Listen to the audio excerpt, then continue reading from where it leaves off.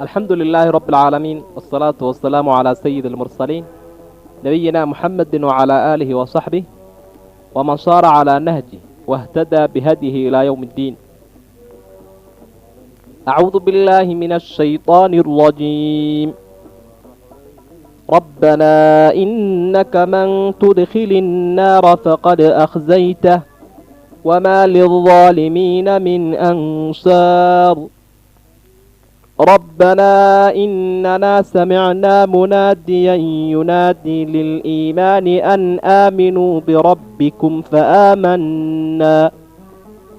ربنا فاغفر لنا ذنوبنا وكفر عنا سيئاتنا وتوفنا مع الأبرار. ربنا وآتنا ما وعدتنا على رسلك ولا تخزنا يوم القيامة إنك لا تخلف الميعاد. فاستجاب لهم ربهم أني لا أضيع عمل عامل منكم من ذكر أو أنثى بعضكم من بعض. فالذين هاجروا وأخرجوا من ديارهم وأوذوا في سبيلي وقاتلوا وقتلوا لأكفرن عنهم سيئاتهم ولأدخلنهم جنات تجري من تحتها الأنهار ثوابا من عند الله والله عنده حسن الثواب. darisku wuxuu ka bilaabmayaa aayadda 129 ee ka mida suuratu alicimraan. ilaahay baa waxa uu xusay tabaaraka wa tacaala dadka mu'miniinta ah ee ulul albaabka loo yaqaano ama asxaabul cuquulka waxgaradka ah ee lagu tilmaamayo in dheergarad inay yihiin, aqoontooduna fiican tahay. awsaafta ama tilmaamaha ay leeyihiin ayaa ilaahay uu soo sharxay.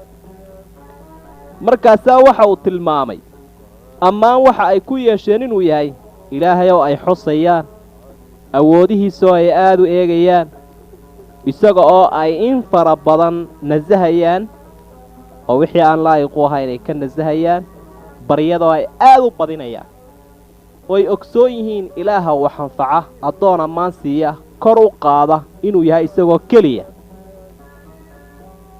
sidaa darteed baa nebi maxamed calayhi salaatu wasalaam sifooyinka aayaddani ay tilmaamayso waxa uu ahaa cidda hormuudka ka ah. waxa uu ku ducaysanayay markuu habeenkii kaco ee salaatuleylka u kaco ee sidaa aayaadku ay tilmaamayaan samooyinka iyo dhulka iyo gees walba uu fiirfiiriyo ayuu ducadan odhan jiray: allaahuma ajcal fii qalbii nuuran wa fii samcii nuuran wa fii basarii nuuraa wa can yamiinii nuuran wa can shimaalii nuuraa wa bayna yadaya nuuraa wa min khalfii nuuraa wa min fawqii nuuraa wa min taxtii nuuraa wa acdim lii nuuran yowma alqiyaama. gees walba ilaahay ou nuur iga dhig buu odhanayay. ilaahay qalbigayga nuur yeel, maqalkayga iyo aragaygana nuur yeel, midigtaydayda bidixdaydana nuur yeel, xaggayga hore iyo xaggayga dambena iyo dushaydana ilaahay ou nuur yeel iyo xaggayga hooseba. dharaarta qiyaamaha ee addoonku uu aad nuurka ugu baahan yahay inuu sahay qaatana ilaahay ou nuurkay weynee waa rasuulullaahi sala allahu calayhi wasalam, oo isaguba ilaahay uu tilmaamay inuu siraajan muniira, iftiin baxaya inuu ahaa, iyo nuur ilaahay adduunyadan uu u soo saaray, ayaa sidaa ilaahay nuur u baryaya. maa baaluk, maxaad u malaynaysaa adigoo addoon daciifa ah, xaaladdaadu waxay ku sugan tahay aan ogayn, calaamatu su'aal ay saaran tahay inaad badbaadiyo in kale. run ahaantii waa arrin u baahan inuu qofku in badan ka warwaro uu kana fikiro. hadduu qofku isdhigto ama uu dareen yeelan waayana waa nuqsaan aad iyo aad u weyn. sidaynu deriskaa hore aakhirkiisa ku soo xusnay, nebigu calayhi salaatu wasalaam habeenada ka mid ah ayuu isu taagay salaatuleyl cibaadadiina aad buu u farabadiyey. intaa kadib ayuu nebigu dhinaca u jiifsaday, wuu ooyey markaa. bilaal baa u yimi isagoo ogeysiinaya salaaddii subax inay gasho ay tahay inuu nebigu dadka ogeysiiyo. nebiguna dhulka ayuu oohintaa ku qooyey. maxaa kaa oohiyey oohintan faraha badan kaa keenay buu, iyadoo ilaahay dembigii hore iyo kii dambeba uu kaa dhaafay. wayxak yaa bilaal wamaa yamnacunii an abkaa waqad anzala allaahu calaya fii haadihi alleyla. wamaa yamnacunii an abkiya, inaan ooyo maxaa ii diiday buuhi, aayaadkanaaba ilaahay igu soo dejiyey. inna fii khalqi asamaawaati waalard, ilaa laga gaadho xagga dambe ayuu akhriyey. markaasaa wuxuu lahaa weylun liman qara'ahaa walam yatafakkar fiiha. intaa meelooda ilaahay uu tilmaamay in laga fikiro, qofka intuu aayaadkan akhriya aan ka fikirin baa hoog iyo halaagi. ilaahay waxau idhi addoommaha markii uu ka warramayay sida wanaagsan ay u ducaysanayaan rabbanaa bay leeyihin, ilaahayagiyow innaka adigu man tudkhili innaara, qofkaad naar geliso faqad akhsaytahu waad hoojisay. wamaa lildaalimiina min ansaar, dulmi falayaashu ma laha wax u hiiliya. rabbanaa ilaahayagiyow innanaa samicnaa munaadiyan, waxaannu maqalnay rasuul yeedhaya, yunaadii liliimaan, dadka ugu yeedhaya rumaynta ilaahay la rumaynayo. rasuulkaasi waxa uu leeyahay an aaminuu birabbikum, ilaahayna rumeeya. fa aamannaa, ilaahayo waanu rumaynay rasuulkaa. rabbanaa bay leeyihin addoommahaasi, ilaahayagiyow fakfir lanaa dunuubanaa, dembigayaga naga dhaaf. wakafir cannaa sayi'aatina, gefafkayagana naga asto. watawafanaa maca alabraar, na oofso oo na raaci samafalayaasha. rabbanaa ilaahayagiyow wa aatinaa nasiib maa wacadtanaa wixii aad noo ballan qaaday calaa alsinati rusulik, rusushaada carabkooda wixii aad noogu ballan qaaday noo sheegeen ilaahay ow nasiib. walaa tukhsinaa yowma alqiyaama, dhalaarta qiyaamahana hana hoojinin. innaka laa tukhlifu almiicaad, ballanta kama baxdid ilaahayow. rabbanaa imise jeer bay soo noqonaysaa aayadda, balo fiirso. waxa ay kordhinaysaa rabbanaayoo in badan soo noqnoqonaysaa ziyaadatu tadaruc waalistislaam waalkhushuuc. addoonkii oo ilaahay in badan isu dhuldhigaya, in badan baryadiisa badinaya, in badan ilaahiisa ku xidhan. waxay idhaahdeen ilaahayow qofka aad naarta geliso waad hoojisay, ilaahaw naartaa naga badbaadi. saasay uga badbaadsan yihiin, goor walba uga warwarsan yihiin naarta. ilaahay waxaanu ogsoonnahay in lagu galo dulmiga shayga la yidhaahdo naarta. ilaahayow naga nabadgeli. ilaahayow waxa aanu samaynay sababihii aad tilmaantay in naarta lagaga badbaadayo, oo ahaa inaannu ku baryayno, inaannu rumaysannahay rusushaada. ilaahay waxaannu maqalnay munaadiyan yunaadii liliimaan, rasuulaad soo dirtoo dadka iimaanka ugu yeedhayay iyo xaq rumaynay. taasaannu annagu qirsannay, dadkana u sheegayna. haddaba ilaahay waxaannu ku baryaynaa inaad dunuubta naga dhaafto, dembigana naga asturto, dadka wanaagsanna na raaciso. watawafanaa maca alabraar. waxaannu ilaahay ku weydiisanaynaa wixii rusushaadu ay noo ballan qaadeen ee janno ahaa inaad ilaahay na siiso. qiyaamahana hana hoojinin. hoojintu waxa ay tahay qofkiioo wixii wanaag ahaa ee lagu sheegay aakhiro waaya. ilaahay oo adigu ballanta kama baxdid, innaka laa tukhlifu almiicaad. erayadaa qaaliga ah, addoonnimada dhabta ahi ay ka muuqato ayay odhanayaan. ilaahayna muxuu ugu jawaabay fastajaaba lahum, wuu aqbalay rabbuhum ilaahoodii, ducadoodaa wuu aqbalay. annii anigu baa ilaahay uhi laa udiicu ma luminayo camala caamilin minkum, mid idinka idinka mid ah camalkiisa ma luminayo oo camal falay, min dakarin aw unhaa, lab iyo dhadig mid kastaba ha ahaado. bacdukum min bacdi, barhkiinba barhka kalau ka ahaado waa isdhasheen haddaad rag iyo dumar tihiin. faaladiina haajaruu, dadkii hijroodee qaxay ee ilaahay dartii u qaxay, wa ukhrijuu min diyaarihim, guryahoodii laga saaray, ilaahay dartii looga saaray. wa uuduu fii sabiilii, aniga jidkayga xaqa aha ay fulinayaan dartii loo dhibay. wa qaataluu wa qutiluu, dagaalamee iyagana la dilay, waxna laayay iyagana la laayay. dadka intaasoo tilmaamood leh la ukafiranna canhum waan ka dhaafi doonaa buu ilaahay yidhi sayi'aatihim kafafkooda wala udkhilannahum waxaan gelin doonaa jannaatin beero tajri min taxtiha alanhaar hoosteeda webiyaal sidaa ay u qulqulayaan hawaaban min cindi illaah abaalmarin ilaahay xaggiisa ka ahaatay darteed ayaa ilaahay uu taa u siiyey wallaahu ilaahay cindahu agtiisa waxaaday xusnu thawaabi abaalmarinta u fiican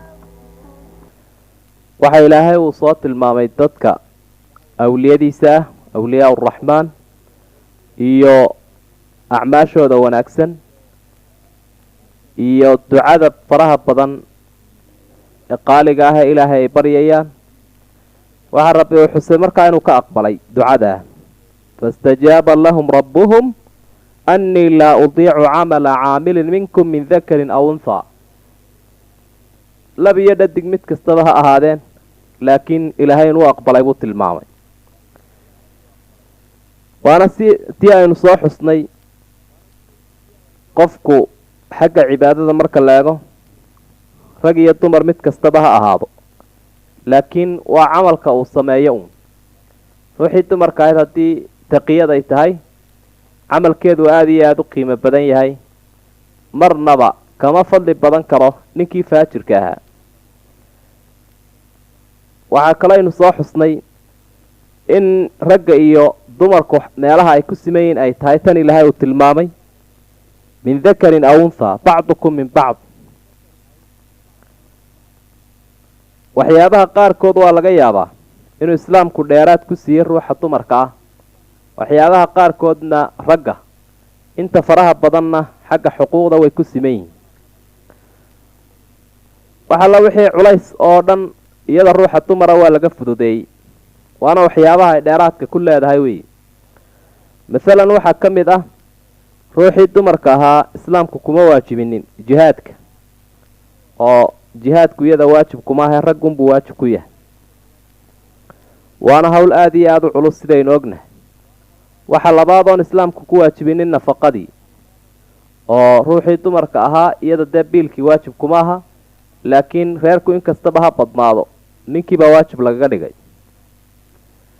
haddii ay wax yimaadaan oo qofku uu helo ama aabbihii iyo hooyadii ay noqoto inuu masruufo hooyada ayaa layidhi ku horraysay biilka waa aabbihii iyo hooyadiiba labadiiba baahan yihiin qofku dee weladka ah inuu wax siiyo weeye ha ku horraysiiya baa layidhi markaa hooyada oo aabbihii waa laga horraysiinaya waa xaggii biilka masaariifta xataa samafalka kale iyo ixsaanka kale loo samaynayo waalidka wuxuu nebigu xusayay calayhi salaatu wasalaam dhadiga in loo badiyo oo hooyada ah oo nin baa nebiga u yimi calayhi salaatu wasalaam markaasaa wuxuu lahaa yaa ku habboon ee aada ugu munaasibsan inaan u dadaalo oo aan markaa ixsaanka u badiyo hooyadaa buu lahaa 3 jeer buu hooyada ku celiyey mar afraadkiina aabbuhu yidhi xagga magta oo kale iyagana waa laga fududeeyey dumarkii magtu marka ay gefka tahay tolkaa bixinaya waa tolka ragga ahun laakiin dumarka ma aha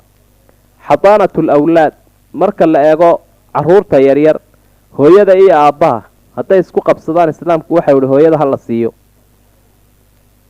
runtiina taa dheeraad bay ku leedahay maxaa yeelay aabbihiina maal buu soo saaraya iyo dhaqaale iyadiina dad bay soo saaraysa dheeraad buu leeyahay qofka dadka soo saaraya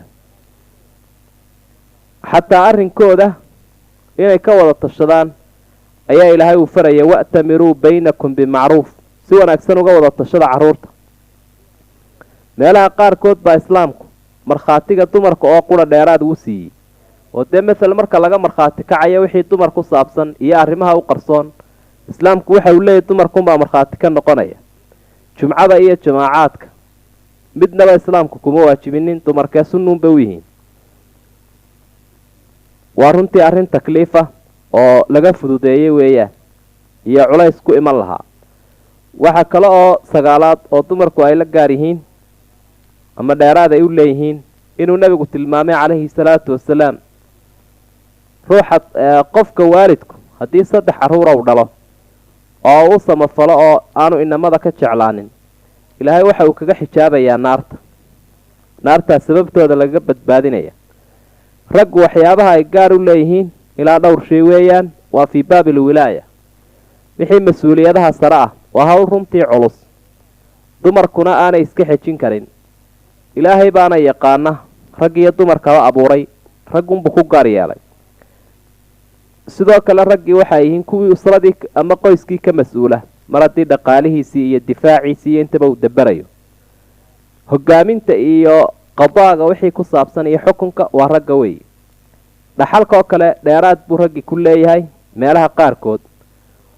hawshiisaa badan oo dee isagiibaa wax loo soo doonanaya, kii wax martiyaya iyo wixii qaadhaana iyo wixii dhibaato timaada isagiibaa la weydiinaya. markaa howlaha culus oo haysta awgeed ayaa nasiibkaa dheeraadkaa loo siiyey. markhaatigu meelaha qaarkood ragga unbuu gaar ku yahay, sida sinada iyo xuduudda oo kale. markaa sidaasaad arkaysaa islaamku sida dee ay yidhaahdaan calmaaniyiintu iyo dadkaan diinta aqoon u lahayn inaanay ahayne islaamku uu labada qof mid walba xuquuqdiisa siiyey. wixii ilaahay subxaanahu watacaala wanaaga isaga ayaa ogsoon, qof walba wixii ku habboon waa siiyey. faaladiina haajaruu buu ilaahay kuwii hijrooday wa ukhrijuu min diyaarihim, intay hijro ilaahay dartii u qaxeen guryahoodiina laga soo saaray. wa uuduu fii sabiili, aniga jidkaygana lagu dhibay iyagoo ku dagaalamaya diintan xaq ah.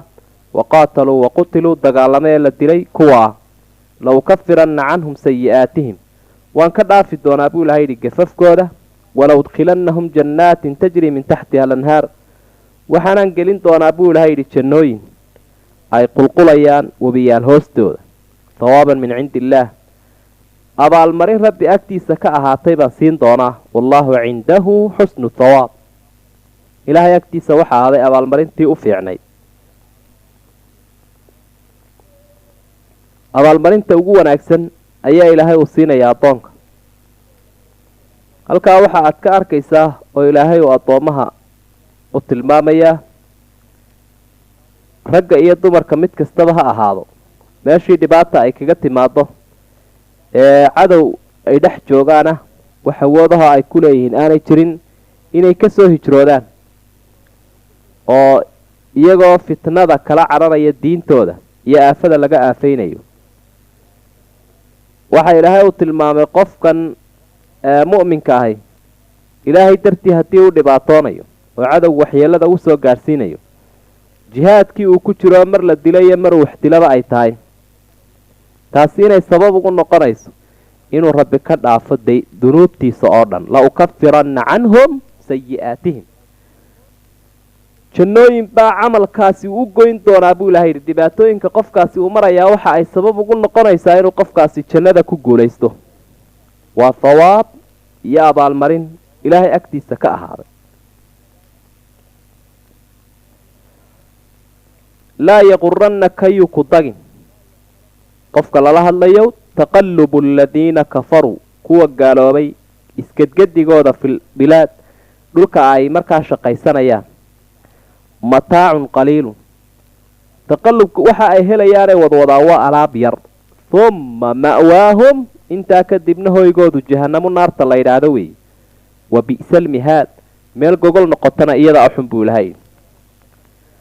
waxaa ilaahay uu tilmaamayaa subxaanahu wa tacaala dadkan isaga ka gaaloobay adduunyada in shaqo badan dhexdeeda ay leeyihiin, maamul fara badan iyo tasaruf iyo farsamooyin casriya iyo dhaqaalo badan iyo in fara badan inay dadka kaga horeeyaan muslimiinta ah. oo iyada oo kollayba waxqabsiga dee qofka muslimana la faray iyo inuu cadowgiisa ka maarmo, runtiina xadaaradda iyo horumarku dadka muslimiinta uu ku soo horreeyey. haddana wakhtiyaashan xaaligaa gaar ahaan ama iminka aynu joogno dee waynu arkaynaa inay wax badanoo adduunyadan ku saabsan oo taqallubaadkeeda iyo shaqadeeda iyo wax soo saarkeeda iyo isbedelada ka mida inay ku horeeyaan. haddaba qofkii muuminkaabaa ilaahay u leeyahy taasiyay ku dagin, oo nebi maxamed calayhi salaatu wasalaam isaga dagi mayso, arrin uu ku kadsoomayana ma aha. laakiin rabbi waxa uu leeyahay qofka muuminka ah yay ku dagin taas.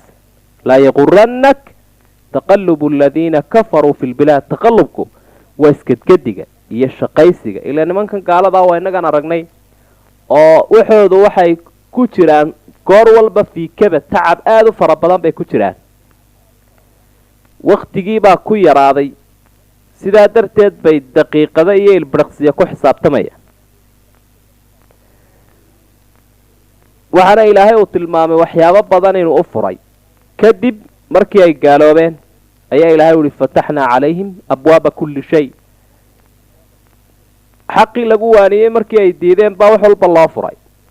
markaa sahlid ilaahay uu sahlay weeyaan. haddaba taasiyay ha ku kadsoomin qofka mu'minka ahow. arrintani waxa ay tahay buu ilaahay yidhi mataacun qaliil marka nicmada aakhiro loo eego iyo abaalmarinta wanaagsan ee qaaliga ah ee u dambaysa dadka mu'miniinta ah. wartanay hayaa waa saabaan yar oo sidee baanay u yarayn. waa wax ama maqtuuca ama mamnuuca, ama way kala go-aysaa ama qofkii waa loo diidayaa. adduunyadan iyo alaabteedu waa noocaasu, imaa maqtuuc aw mamnuuc. laakiin taa jannada ilaahay waxau uhi laa maqtuucatin walaa mamnuuca, iyadu mana kala go-ayso qofkii loomana diidayo. haddaba qofkan mataaca qaliila iyo saabaanka yar adduunyadan helay, hoygiisana jahanamo uu noqday, sideba idin u higsan buu ilaahay leeyay.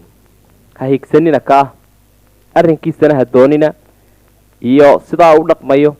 islaamku ma diidana qofku inuu wax soo saar yeesho adduunyadana, waxyaabaha la qabsanaya iyo xadaaradeeda iyo wixii imkaaniyaada inuu u dhaqdhaqaaqo waa waajib kifaayay tahay oo dadkii wixii ay u baahan yihiin oo dhan in loo qabto weeye.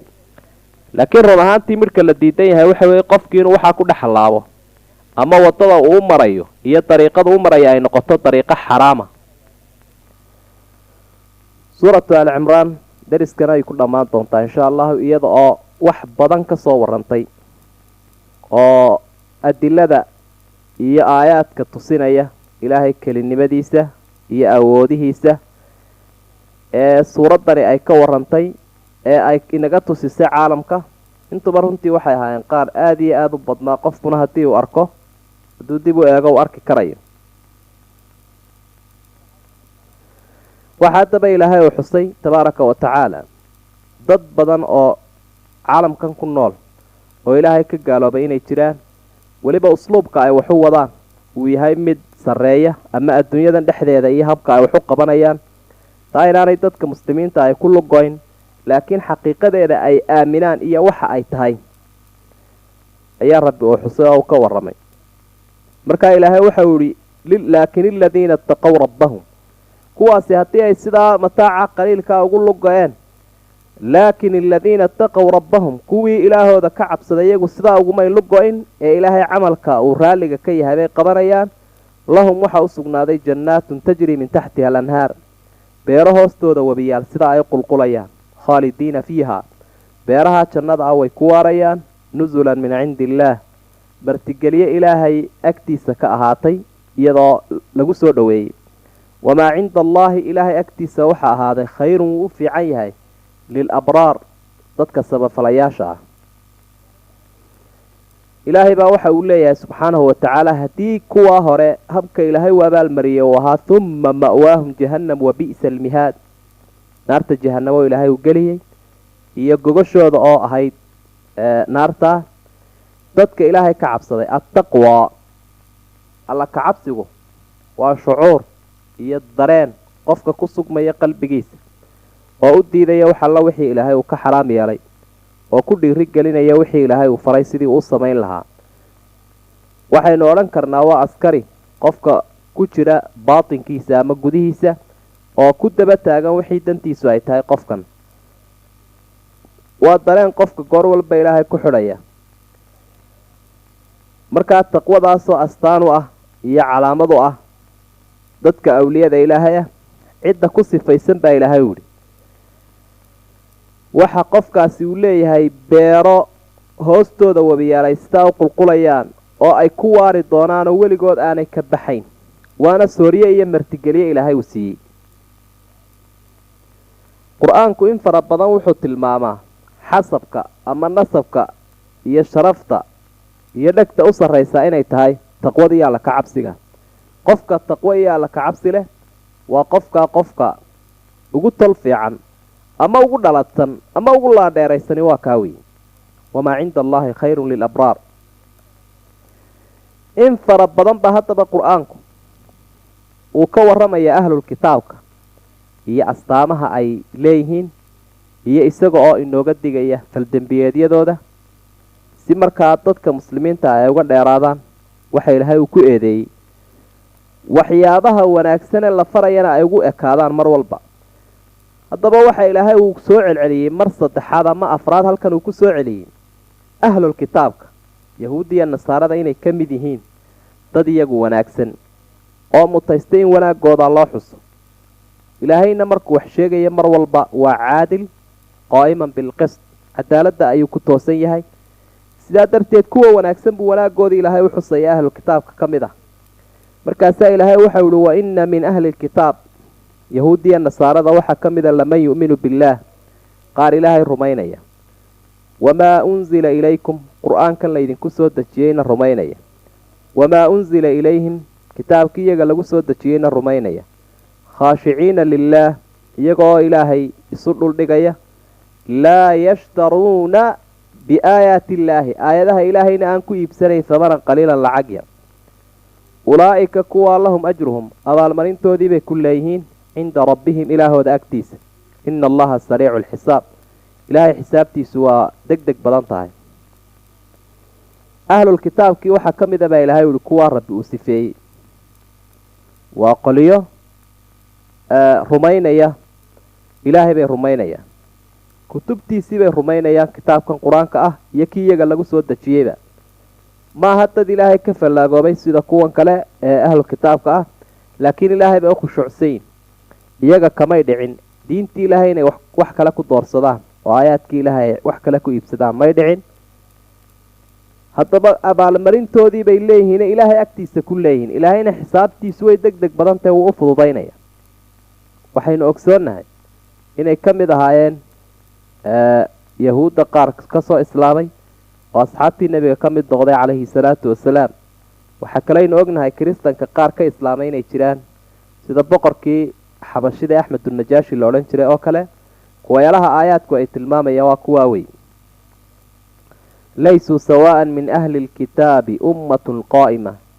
yatluuna aayaati Illaahi aanaa al-layli wa hum yasjuduun kuwaas taa cibaadaysanaya kamida baa Ilaahay جعفر بن أبي طالب رضي الله عنه نبي محمد نادركي مركي وتجي isaga iyo asxaabtii kale la socday ee Maka ka qaxay u hijrooday dhulka Xabashida kolkii ay tageen ardul Xabash waxa uu halka kula kulmay ninkii boqorka ka ahaa Xabashida ee la oran jiray Axmed an-Najaashi waxa agtiisa fadhiyay kuwa magacyaal leh oo madaxdoodii iyo culimadooda ahaa botaarika iyo qasaawisa magacyaashaas la oran jiray suuradan in fara badan ka waranta nabiyullaahi ciise iyo hooyadii maryam iyo zakariya iyo yaxya iyo badan ka waranta suuratu maryam la yiraahdo ayuu ku dul akhriyay markaa qoliyaha Jacfar baa ku dul akhriyay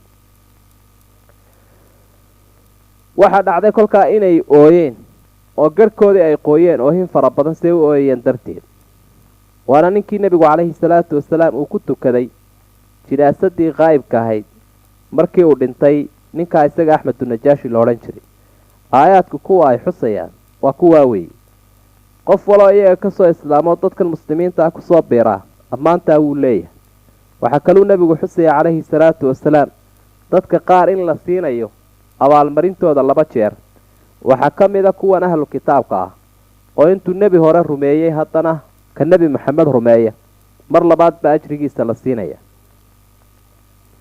إلهي وحول يا أيها الذين آمنوا تدك إلهي رميوا اصبروا صبرا وصابروا عدو الله صبر تما ورابطوا دفاع قلا وأتكيست رفيسك واتقوا الله إلهي كعب صدا لعلكم تفلحون سي أولي بانتان آيات إلهي وحا وكسوا قبي ضدك مسلمين تاها وفريو الدنيا دا إيا آخرة كرامة دا إيا ماموس كودا إيا شرفتو دا وحا وكتريا ومدنمة دا markaa uu baaqay rabbi dadkii muuminiinta ahaayow baa Ilaahay uu afar arrimood baa markaa Ilaahay uu faray si ay u gaaraan liibaan iyo wanaag ay ku yidi diilanayaan ta horeysa waxa weeyaan rabbi waxa uu leeyahay sabra oo adduunyadan qofku marka uu joogo waxaa laga imtixaanayaa nafta iyo maalka iyo ehelka cadowgaa lagu sallidayaa inta oo dhan sabra baa ilaahay u leeyahy cadowgaa ay saysaane aayaadku ay ka soo warramayeen